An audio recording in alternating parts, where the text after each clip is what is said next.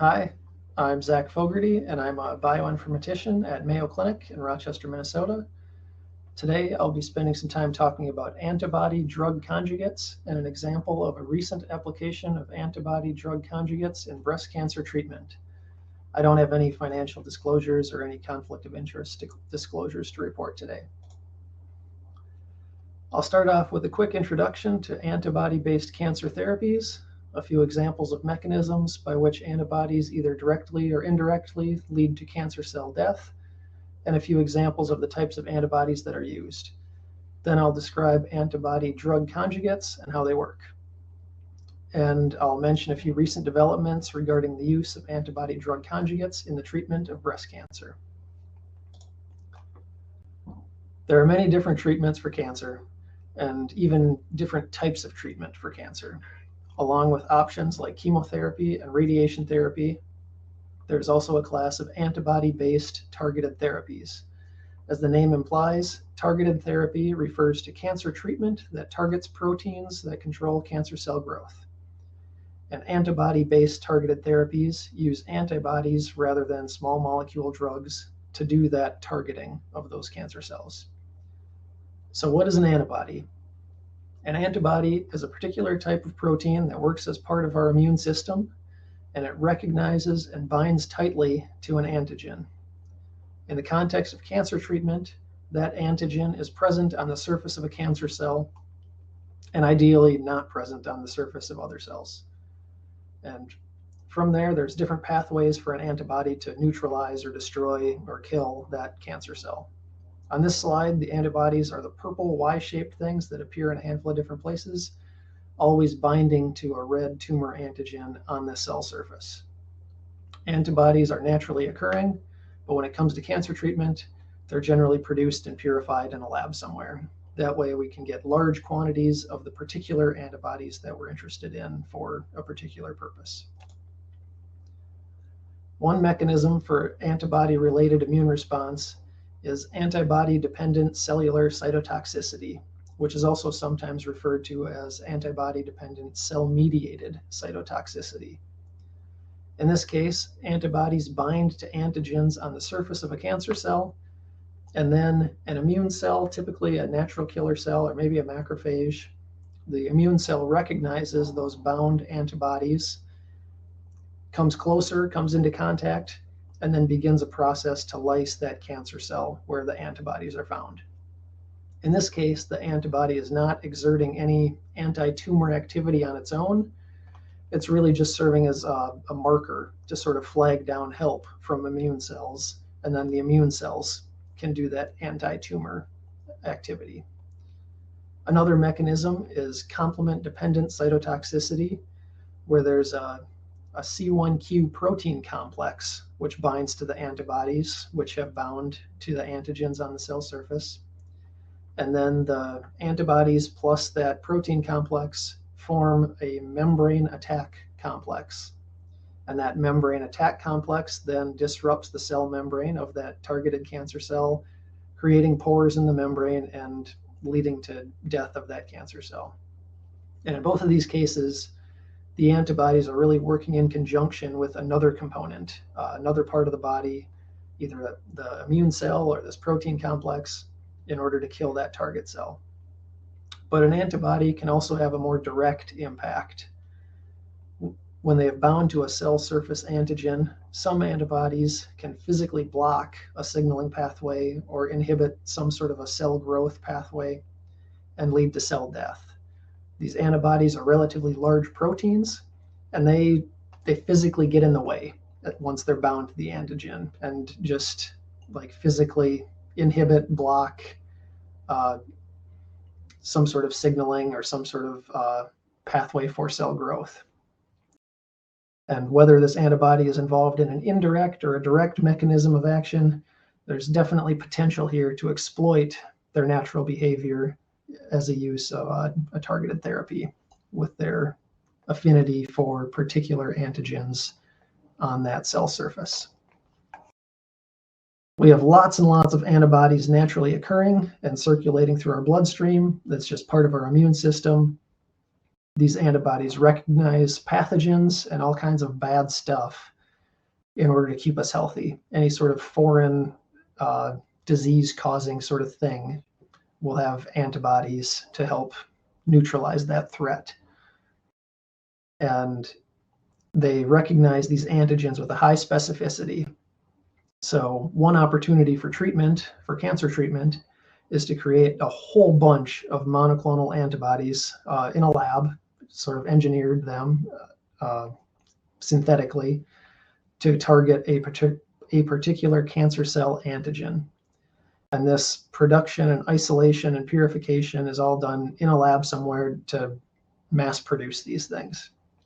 Depending on the antibody, it might recruit other immune cells, like I had said earlier, and enable those immune cells to kill a cancer cell.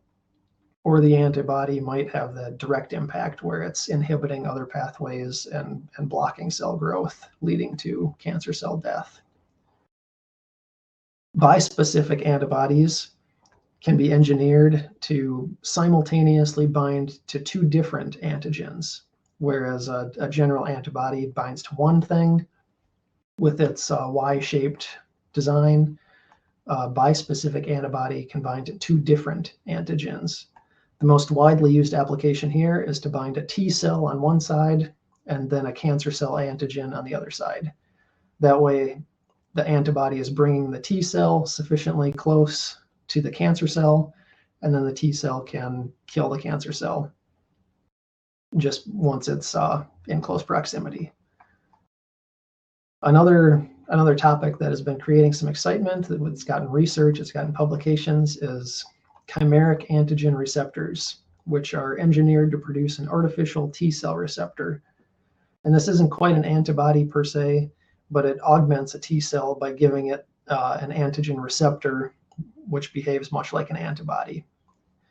And then in this CAR T cell therapy, modified T cells are able to better recognize cancer cells in order to more efficiently find and destroy those cancer cells. It's a lot like the typical antibody behavior where it binds to the cancer cell antigen. But in this case, instead of an antibody, it's sort of the T cell itself is recognizing that cancer cell antigen and allowing the T cell to destroy that cancer cell. But my focus today will be on antibody drug conjugates rather than monoclonal antibodies or CAR T cells or CAR T therapy. So an antibody drug conjugate is a therapeutic agent composed of a monoclonal antibody linked to some sort of a cytotoxic payload via a chemical linker. So it has those three components: an antibody, a linker, and a drug. And the idea here goes back to a over 100-year-old idea of a magic bullet treatment that could specifically target some disease-causing thing while avoiding any harm for the rest of the body.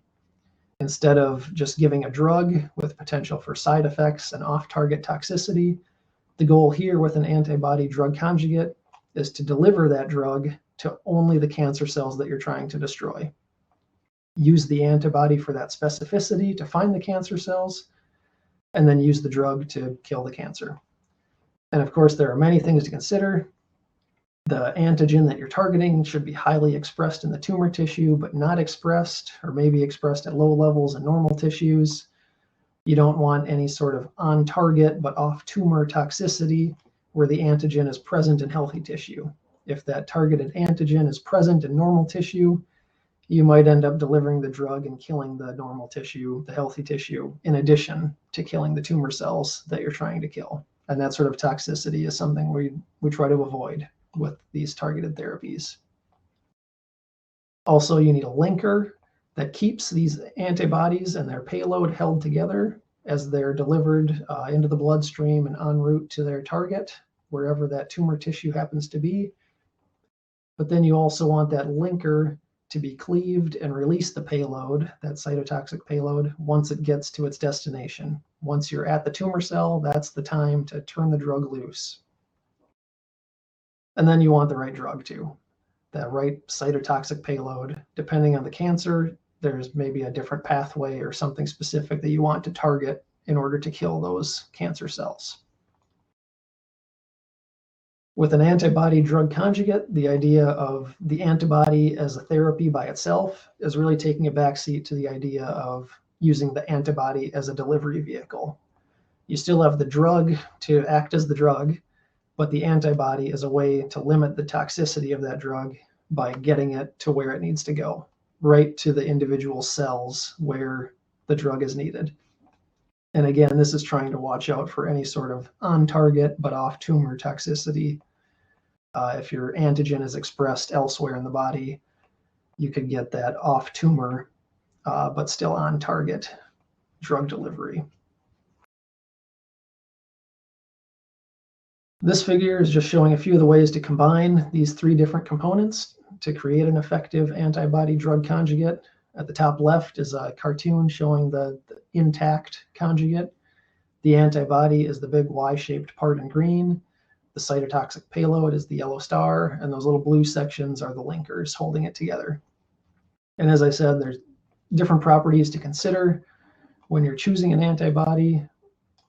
Things like stability of the antibody, stability of the conjugate, binding affinities, and affinities for those antigens. Those are all lots of things that can have an impact into how efficient these antibody drug conjugates are as therapies. And the linkers can have different properties too. You can have a cleavable linker or a non-cleavable linker. Cleavable might mean that the linker can get cut based on different environmental conditions, or it can get cut by a certain enzyme. And a non-cleavable linker might be a little bit stronger of a bond, leading to higher stability, like keeping that conjugate intact with all three components and helping you to get more of that drug delivered into the tumor tissue.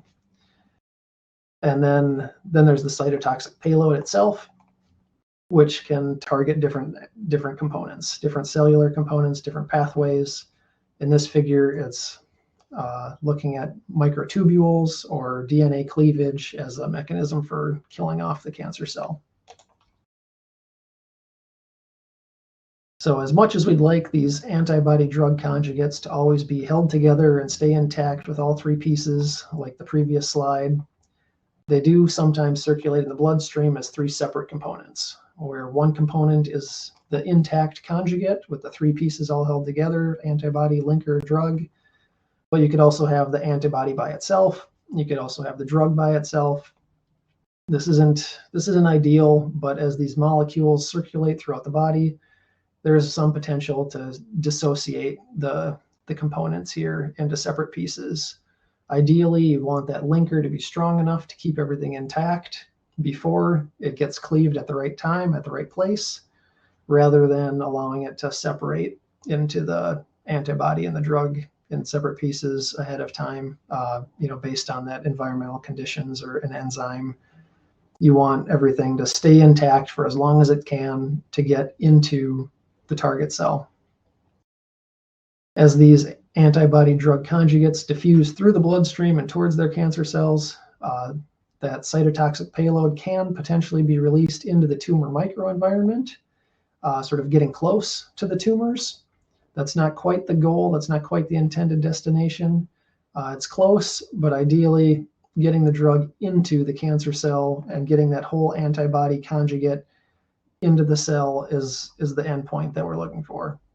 So we hope that it all stays intact to allow that antibody to pair up with the tumor cell surface antigen and get the drug to that cell and into that cell, not just to the environment in that tumor tissue.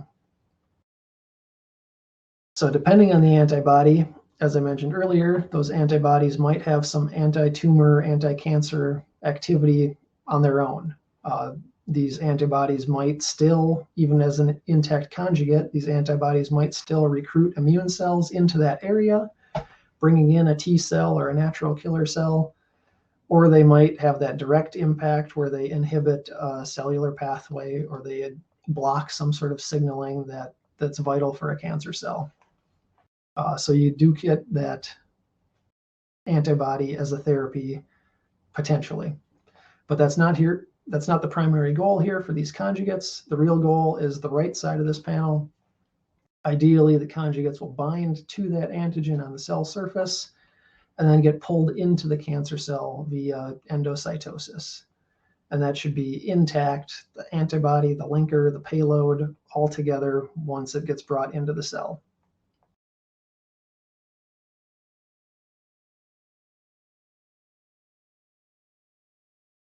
Once that intact conjugate has been brought into the cell, the linker is designed to release the payload, to be cleaved, to release the payload so that the payload, the drug, can take its effect on the cancer cell and result in death of that cell.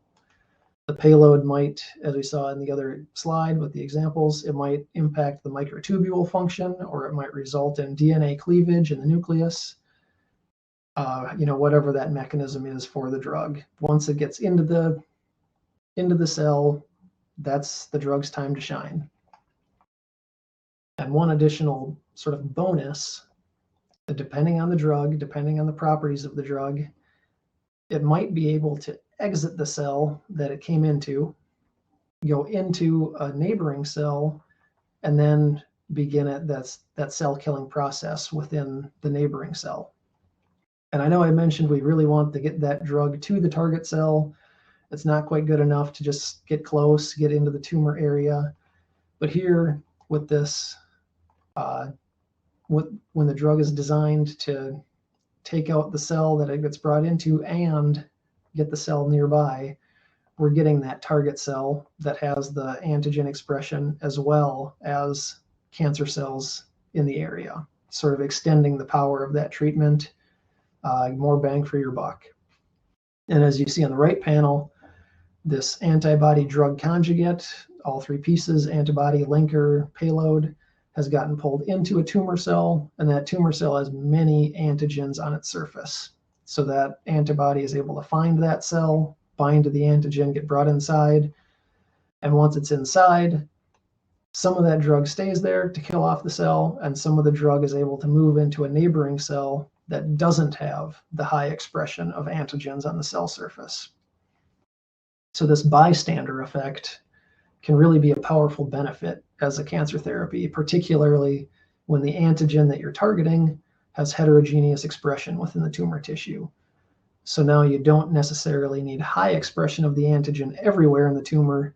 As long as there's high expression of the antigen in some of the tumor, you can still get that desired cytotoxic effect everywhere because you're getting the high expressing cells and the neighboring cells that might have lower expression.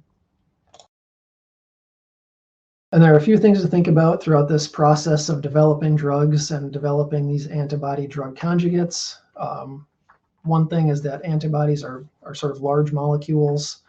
They're very specific. They're designed to recognize and bind to this particular antigen and bind tightly, but they do have to find their way through the bloodstream and to that target. And that diffusion takes some time. It's not 100% efficient. So you do need some stability of the antibody itself. You do need some strength and stability of that linker to keep things intact while it's being delivered to the tumor tissue and the tumor cells. Another consideration is that the antibodies themselves can retain some of that anti-tumor power, even though that's not the main goal for these antibody drug conjugates. When it comes to fighting cancer, you probably want all the help you can get. If you can use the drug and the antibody, why not? So an antibody that works reasonably well on its own as a targeted therapy might be a better candidate for the starting point of an antibody drug conjugate than an antibody that has less of a therapeutic effect on its own. You might as well give yourself that leg up when you're trying to get one of these antibody drug conjugates. For example, trastuzumab is an antibody that's used on its own as a targeted therapy for some breast cancers. And as we'll see in a few slides, trastuzumab winds up being an effective starting point for an antibody drug conjugate for those same breast cancers where it would be used on its own. And that bystander effect is another consideration. That bystander effect can really help when there's not ubiquitous high expression of an antigen on your tumor cells. As long as there's sufficient quantities of that antigen on some tumor cells, The antibody drug conjugate can be designed in a way that it can find its way into that tumor microenvironment, into those high expressing tumor cells, and bring the drug with it into that tumor tissue to get those tumor cells with the high expression and tumor cells that are nearby that might have lower expression of the antigen.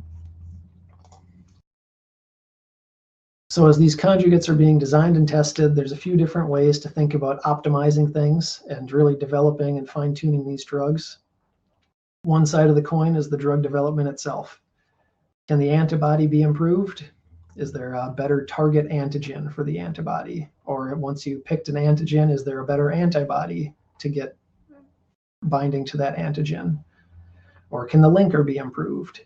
Is that linker strong enough to hold everything together during your drug delivery process? Is your linker being cleaved at the appropriate time and at the appropriate location once it's in the tumor cell? Is it being cleaved too early? Does it get the drug to where it needs to go and then turn it loose?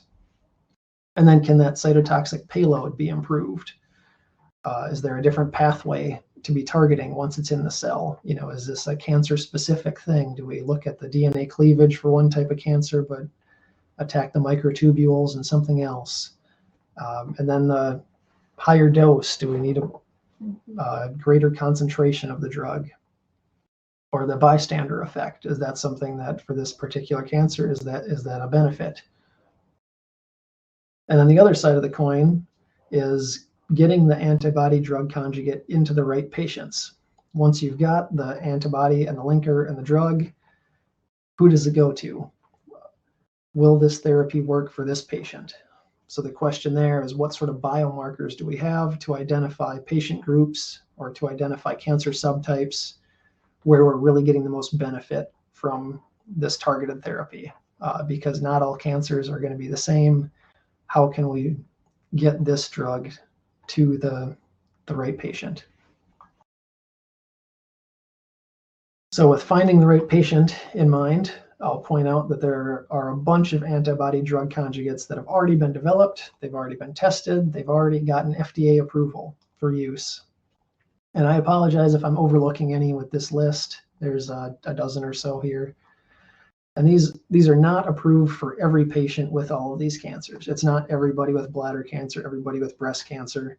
These approvals, these FDA approvals, are for certain subtypes of cancer, for certain treatment situations. It's not just a blanket approval. And the two that I'm highlighting here are both approved for use in some breast cancer patients, and they're both targeting HER2, which is a member of the human epidermal growth factor receptor family. And I'll jump into the HER2 and breast cancer here. So as we all know, breast cancer is very common. It's the second most common cancer among women in the United States, right behind skin cancer. And the American Cancer Society has estimated there will be over 280,000 new cases diagnosed in women this year in 2022. But I'll say the silver lining here is that because breast cancer is so prevalent, so common, there's a lot of awareness about breast cancer. There's a lot of research funding. So early detection strategies get better, treatments get better, prognosis gets better, and we end up with better survival and just better outcomes for these breast cancer patients. There are three main subtypes of breast cancer, or at least three main subtypes that dictate the treatment. The first subtype is hormone receptor positive breast cancer. This is the most prevalent subtype, accounting for about 2/3 of breast cancers. And it's characterized by expression of estrogen receptors or progesterone receptors, or both, either ER positive or PR positive, or both ER and PR positive. And these hormone receptor positive cancers are generally treated with hormonal therapy. The next subtype, and the one I'll spend more time focusing on, is HER2 positive breast cancer. This is less common, only 10 or 20% of breast cancers, and it's characterized by amplification or overexpression of HER2, human epidermal growth factor receptor 2. These cancers tend to be faster growing, and they tend to get some sort of a targeted therapy. I mentioned earlier trastuzumab was an antibody that by itself is a targeted treatment for these HER2 positive patients that have this amplification and overexpression of HER2. The third subtype of breast cancer is triple negative breast cancer. This is everything else. The final 10% to 20%, it's not hormone receptor positive, not HER2 positive. So it's ER negative, PR negative, HER2 negative, all three triple negatives. And these patients tend to be treated with other immunotherapies. So back to the HER2 positive breast cancers and that list of FDA approved antibody drug conjugates that I just showed a minute ago. These are the two antibody drug conjugates that have been designed to target HER2 in breast cancer patients. The one on the left is the older one, and the one on the right is newer. You'll notice they both utilize trastuzumab as the antibody targeting HER2, which, as I just said, is overexpressed in 10 to 20% of breast cancer patients, those HER2 positives. These two antibody drug conjugates use a different cytotoxic payload, and they use a different linker. The one on the right seems to me like it's sort of a new and improved HER2 targeting antibody drug conjugate. And the big difference here is that it has a protease cleavable linker, which allows for that bystander effect. And new drug itself too, allowing for that bystander effect. So it should be able to kill cancer cells that either don't express that HER2 or that express it at low levels. And that's in addition to targeting and killing the tumor cells that do have the overexpression of HER2. So I'll say here that I don't have any financial disclosures or any conflict of interest disclosures, no interest in AstraZeneca.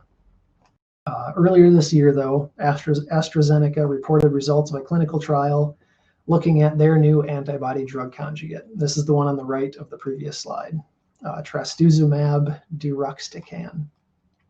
And this trial looked at HER2 positive patients who had received previous treatment. And the results here are good.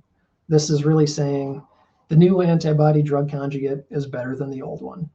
That's a really strong result. It's reducing the risk of disease progression or death by 72% compared to the older generation antibody drug conjugate. And as I mentioned, this is just for the HER2 positive patients, only 10 to 20% of breast cancers. So it's great news for them, but sort of limited scope. The more exciting news came a month later at the ASCO conference, the American Society of Clinical Oncology. And this is a different trial. This time they're looking at HER2 low patients using the same new drug, the same antibody drug conjugate. And this time they found that the treatment reduced the risk of disease progression or death by 50% compared to standard of care chemotherapy. This is really big news. This is like standing ovation at the conference. Really, really a powerful result. The previous trial from a month earlier was looking at the 10 to 20% of breast cancer patients that are HER2 positive. This trial is using the same antibody drug conjugate for a bigger chunk of patients. This is Her2 Low. And I haven't mentioned Her2 Low until just now. There was the HER2 positive breast cancer. There was the HER2 negative as part of the triple negative. And that's generally the way it's been characterized, positive or negative. The clinical test for HER2 is immunohistochemistry, IHC, and it gets a categorical score where the values are 0, 1, 2, 3. The 3s are HER2 positive, and then the 2s, if they have a positive in situ hybridization test, also get called HER2 positive. So it's all of the 3s, some of the 2s are HER2 positive. The rest of them, the 0s, the 1s, and the rest of the 2s are clinically HER2 negative.